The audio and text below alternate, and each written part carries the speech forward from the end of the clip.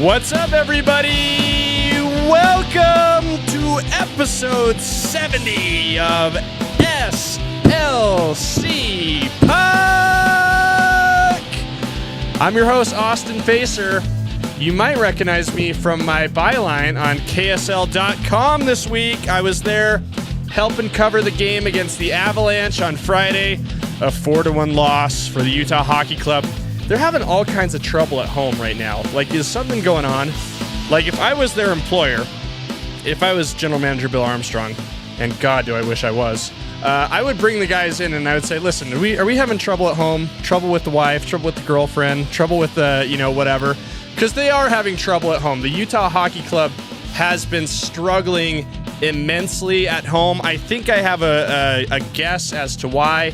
I also think I have a solution that's kind of outside the box, but just based on my observation, seeing things up close and personal, this is what I would do to change the narrative for the Utah Hockey Club. But hey, before we hop into all this, I want to show you guys something that'll really help you feel better no matter what. If the team's winning or losing, there's nothing like having some SLC Puck merch to wear around town.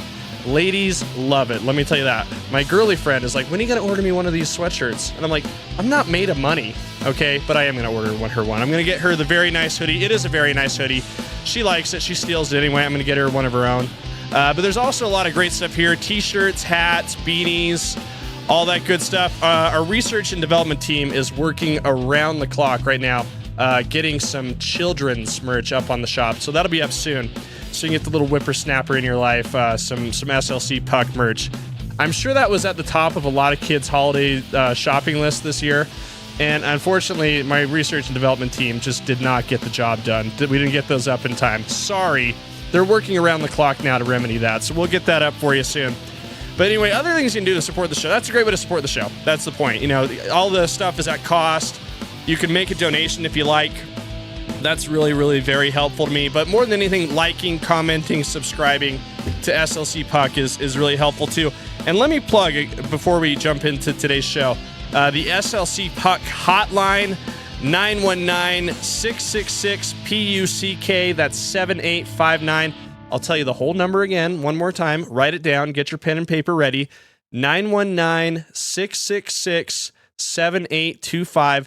That's the SLC Puck hotline. Call whenever you want. Call in the middle of the night. It doesn't matter. It goes straight to voicemail. And I'll be able to listen to and respond to your hot takes, your chirps, your airing of grievances, should you have any. And it's a great way to interact with the show. So I definitely encourage you guys to do that.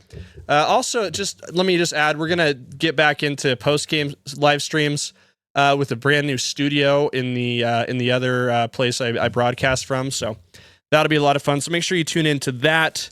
But let's hop into it. Okay, so Friday, big game against the Colorado Avalanche, right? The stage was set. This is all part of the story I wrote for KSL.com, right? And just how that came together. I've been helping KSL.com with their coverage of the Utah Hockey Club. And so, Friday night, big game against the Avalanche. Figured they could use a little bit of help. So I went to the game, sat on press row next to my guy, Ryan Miller, and wrote a little, they call it a sidebar story in the sports journalism world, just a little story on the side to help supplement the game story. And what struck me when I walked in is just how much they're trying to build the narrative about this rivalry, right? So it's Friday night, the game's on national television, ESPN2, even the social media team for the Utah Hockey Club, they dubbed this the Rocky Mountain Rivalry. Rivalry was a word that was tossed around a lot. And again, this is all what I wrote in my article here for KSL.com. And so just so you guys don't have to read, I know reading is sometimes a tall order to ask out of people. But you ask any longtime hockey fan, they'll tell you rivalries are really forged in the playoffs. Obviously, the Utah Hockey Club has not played in the playoffs yet. This is their inaugural season here in Salt Lake City. So it might be a little sacrilege to your traditional hockey fan to call anything at this point a rivalry. But, nevertheless, the team themselves, they're leaning into their matchups against the Avalanche as a rivalry.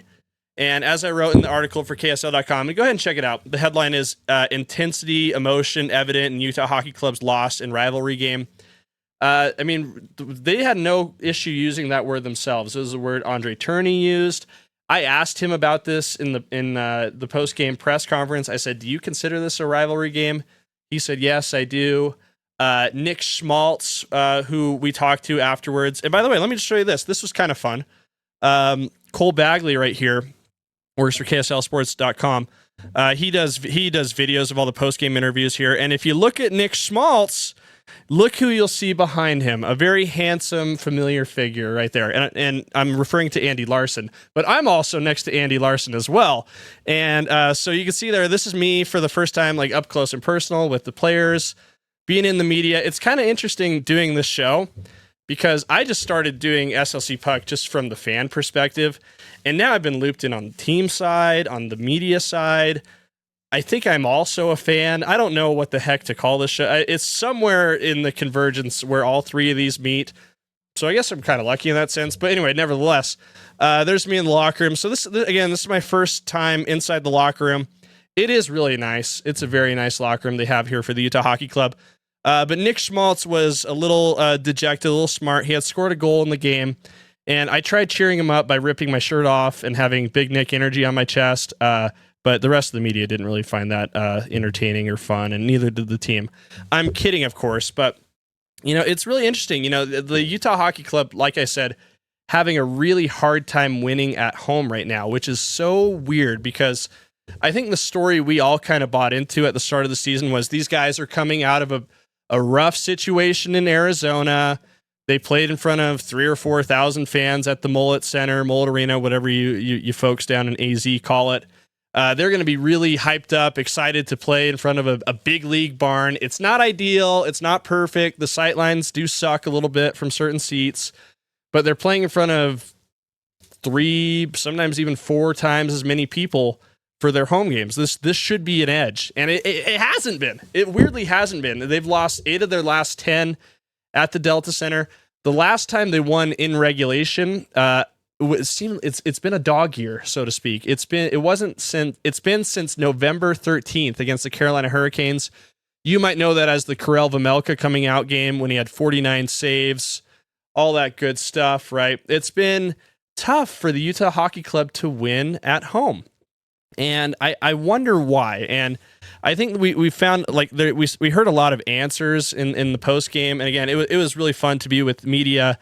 I enjoy BSing with Ryan Miller a lot. Brogan Houston's great dude.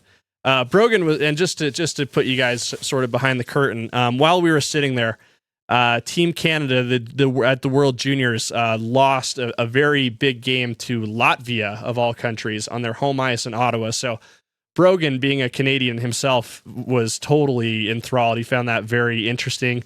I wouldn't say he was devastated, but it was definitely a big story. It's a huge story in Canada, and Brogan was kind of breaking it down for us while we were watching the game. So I just love being on media, in the media, being on press row. I think it's the best way to watch a game. It's a lot of fun. But like I was saying, I think the narrative, the story is sort of not what we were expecting coming into the season. The Utah Hockey Club is having a tough time at home. And we got some answers. It was interesting to be there in the post game, and I'll just show you guys just a little clip here. This is Andre Tourigny speaking to the media after the game on Friday, and this is what he had to say about that. I think we talk a little bit about it. It will be a topic because we're squeezing. We want to do too much. It's we get emotional really quickly in the game. The frustration is easier to get under our skin and stuff like that. We would love to be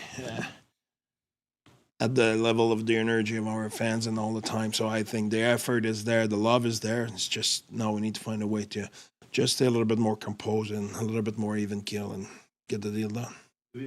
Interesting take from Trey. I think that kind of rings true to me. Like, have you ever been so excited for something that it kind of screws everything up? Yeah, I'm sorry. Off camera, someone's pointing out an instance when I got way too excited and I act like a buffoon. And I'm not going to bring that up to you guys, but I'm sure you know what I'm talking about. We can all relate to maybe we meet someone out in the world, maybe someone on a dating app, or someone at a social event. You meet someone, you get really excited, and you start doing a little too much. You start maybe you'll double text, or maybe you'll just overreach a little bit, right? And it can screw the whole thing up. I think maybe part of that is kind of what's happening with the Utah Hockey Club, right? I don't think it's like it's a technical issue. I don't think it's a strategic thing. I don't think there's like a tactician who can identify like a certain sort of different approach the team takes, on the road as opposed to being at home. I think it really comes down to like an emotional kind of mindset thing, right? I think they're definitely getting they're very excited to be here. I think that's an understatement. And there's been this like crazy other like narrative that's been going on the side that these guys are not excited to be here in Utah. They're wishing they're in Arizona. I get it. They might feel a little bit differently next week when it's, 28 degrees and there's snow on the road, and that's going to be a little annoying, and, we'll have the inversion effect and all that.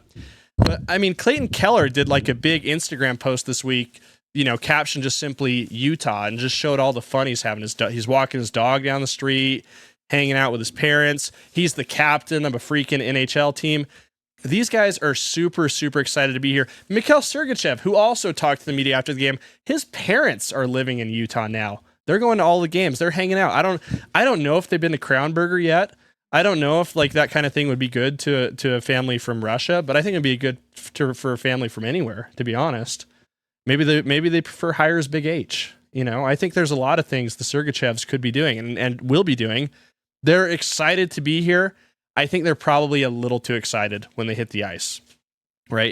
It's something totally new to them. They did not experience this in Arizona. I think all that extra emotion, all that energy, maybe feels a little bit uncomfortable, I would say, and they're getting just a little too high strung, and that can kind of relate to your performance on the ice. I think you take silly penalties when you're emotional. You can get out of position. That happened against the Avalanche for sure. I think Dylan Guenther was out of position on a coverage and kind of left Sergachev on an island. That led to a goal for the Avalanche. So it's all about staying even keeled and managing emotions. And I'll be honest, that's something that I'm not great at myself. If the people who know me and love me would agree with me with that for sure. I think even you folks who have been listening on KSL.com have noticed that. I mean, who was Chuck the Duck gave me grief about, the sky is falling after the loss to Dallas. It's so interesting to get like a closer look at the team and realize that they don't see the sky falling week to week. And I think the guy who really excels at this, at keeping the team even keeled, is Andre Tourigny. He as the head coach, I think he sort of is, I guess, in a lot of ways, like the emotional leader on the bench. If you watch the games, he is very flat when it comes to emotions. It's almost kind of like the way Bronco Mendenhall coached BYU, how he never showed a lot of emotion. He had great teams at BYU too. I think there's something to that in the coaching world. I really do. And I think that definitely helps the team out. And this is a team that has had a lot of ups and downs, right? I mean, they've had winning streaks. They started the year with a 3-game winning streak. Then they had a 4-game losing streak to close out October. A little bit of back and forth to start November. A 3-game losing streak in November as well. And then they really found themselves at the end of November. Sort of alternating wins and losses, overtime wins and losses, a 4-game winning streak from December 12th that started with a win at Colorado and lasted through the 20th of December. Now they're on a 3-game losing streak, again, with losses to Anaheim, Dallas, and Colorado. And that was another question that I asked Andre Tourigny after the game. I said, do these streaks, these big swings between, hey, we're doing great, hey, the sky is falling, is that how the team sees it? Is it taxing on a team? And he said, no, not really. I mean, we feel like the effort's been there, the consistency's been there. We just haven't been getting the results. And it was, again, super interesting to hear him say that. And it kind of like made me think more about Tourigny, like who he is as like a coach and as a leader. Andre Tourigny has been around for quite a while, right? And just quickly looking at his Wikipedia page, He's been in the coaching game since 2002. Not that it matters, not that we're ageist here at SLC Puck, but he's 50 years old. He's been around the block, right? He's not a spring chicken. This isn't his first time behind the bench. He's been fired from jobs. He's been hired. He's continued to ascend the coaching ladder, even when things aren't going well. I think he's a guy who just understands that, like, life and seasons have a bit of an ebb and a flow. And I think you can't really measure anything you can't really scrutinize things too much right now. And I think, to his credit, he's probably the perfect coach for this team right now that complements who Bill Armstrong is as a general manager. Because Bill Armstrong's kind of the same way. He's kind of said, like, yeah, we're a young team. Some nights we're going to look like we could win the Stanley Cup.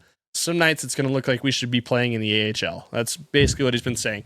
So keep it chill. Keep it chill, everybody. Relax. I'm talking to myself right now. I'm not just talking to you guys, you Utah hockey clubbers, the SLC Puckers. I'm saying this to everybody within earshot of my voice right now.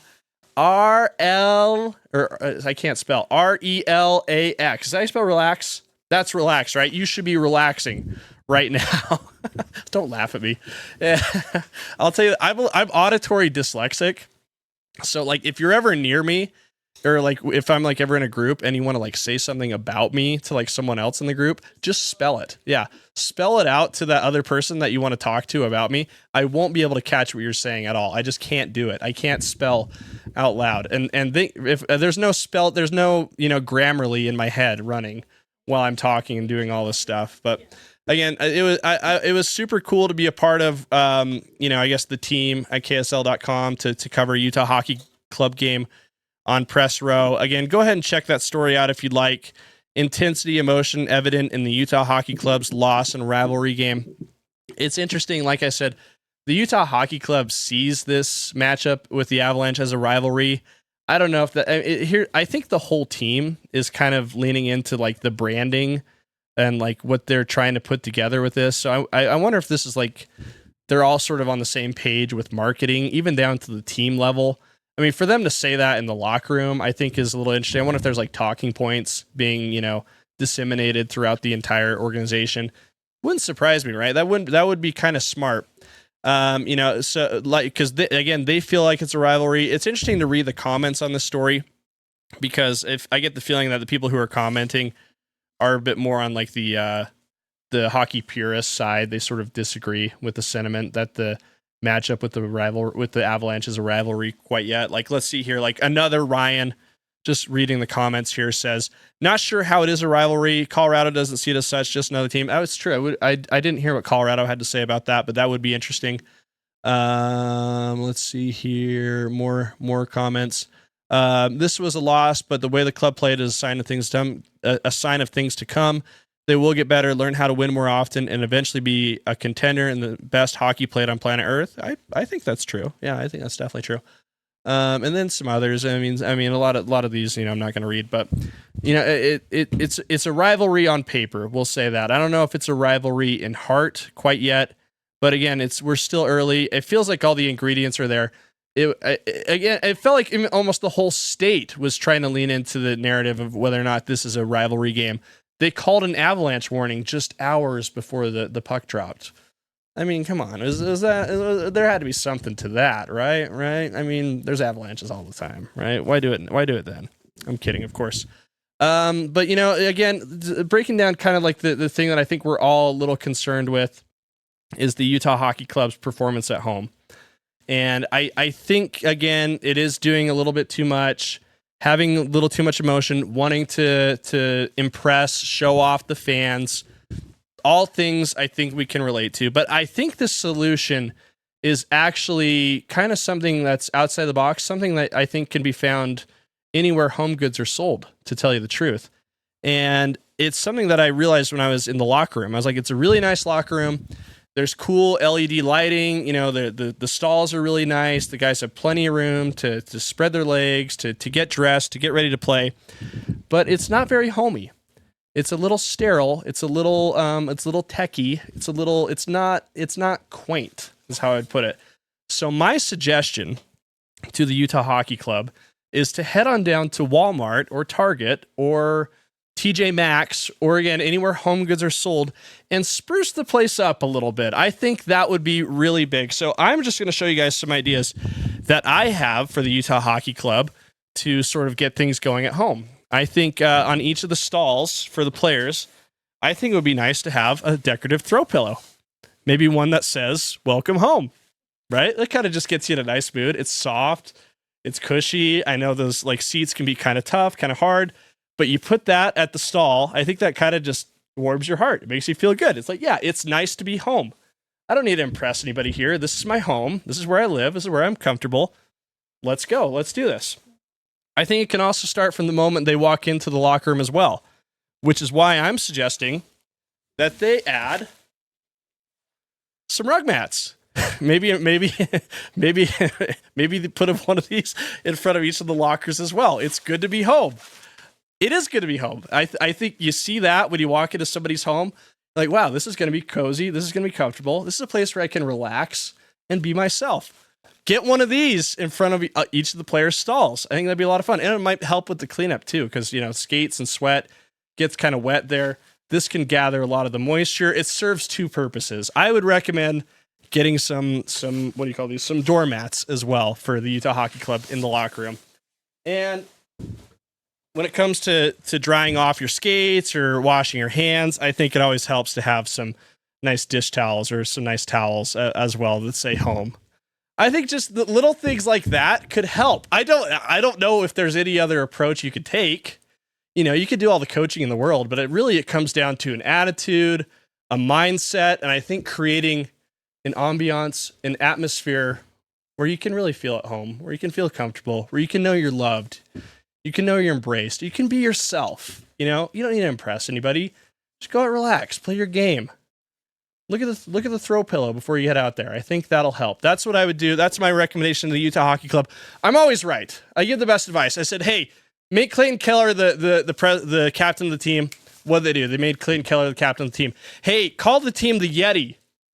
And I think if you ask Clayton Keller, I think that's his favorite. If you ask General Manager Bill Armstrong, I think that's his favorite as well. This one's on the house. It's another suggestion for you, the Utah Hockey Club, and I'm happy to help however I can. So anyway, thanks for tuning in, guys, to another exciting episode of SLC Puck. Oh, one more thing I think we should show. And this is for my new best friend, Nick Schmaltz. This is for your locker. A picture of you and your best friend. SLC Puck host Austin Facer. That's what I would put in there as well. So that's just for you, Nick Schmaltz. Thanks for tuning in, you guys, to SLC Puck. Don't forget to like, comment, subscribe. Go to slcpuck.shop. Enjoy your new year. Make your New Year's resolutions. Make your resolution this: to tell all your friends about SLC Puck. Tell them how much it's changed your life, how much it's changed my life, and help me get to 1,000 subscribers. Let's do that in 2025. All right, we appreciate you guys. We'll talk to you soon. We'll see you in 2025.